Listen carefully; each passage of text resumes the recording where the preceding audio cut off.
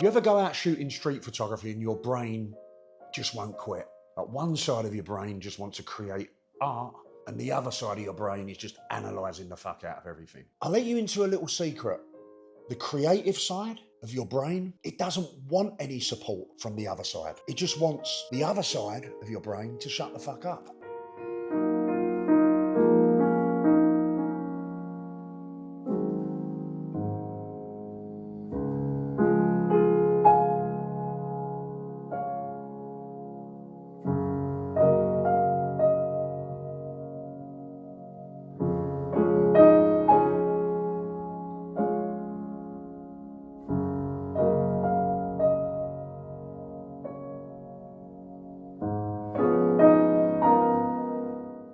So if you ever noticed how your brain, your mind, your thinking just doesn't shut up when you're out shooting. Like I said, one side of your brain wants to create, the right side of your brain, the creative side, which is mostly unconscious, by the way. And the other side of your brain is it just has to figure shit out. Like, should I do this? Shouldn't I do that? Oh, this person told me to shoot like this. Should I get closer? Should I step back? Where's the light? This person I'm shooting here, what do they think of me? And on and on and on. Before you know it, the shot's gone. This is where most photographers get stuck. This is where they stop. And their work stays safe because of that. Predictable. It's because the analytical side, the left side of your brain, doesn't give your creative side room to breathe. Nothing comes to the surface because there's no room on that level because of the constant chatter. So how do you quieten down that noisy side of your brain? How do you quieten down the analytical side, your left brain? You just need to give it something to do. It just wants a job and then it will shut up. When I started shooting professionally, this is like about 15 years ago, shooting weddings, bands, musicians, brands, I get quite overwhelmed. So I made a rule. Everything I shoot has to be center framed, no exceptions. It was tough at first, but that simple discipline, that rule, it quietened the chatter. So the left side of my brain focused on the rule, on the instruction. It just freed up all of this space for the creative side of my brain to go to work. Now, what also happened by adopting this constraint, and the constraint's arbitrary, right? You choose your own, is that it began to inform my style. It's not like now every shot that I take, right, is center framed, you understand? But that discipline, it kind of shaped my eye, became part of how I see.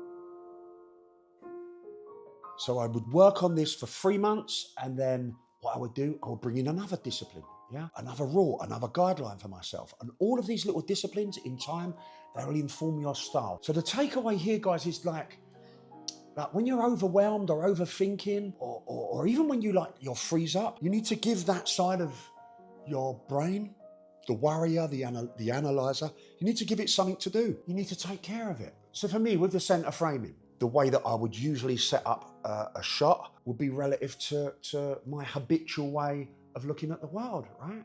That's what people do. All of those photographs you see on Instagram, they're taken out of habit.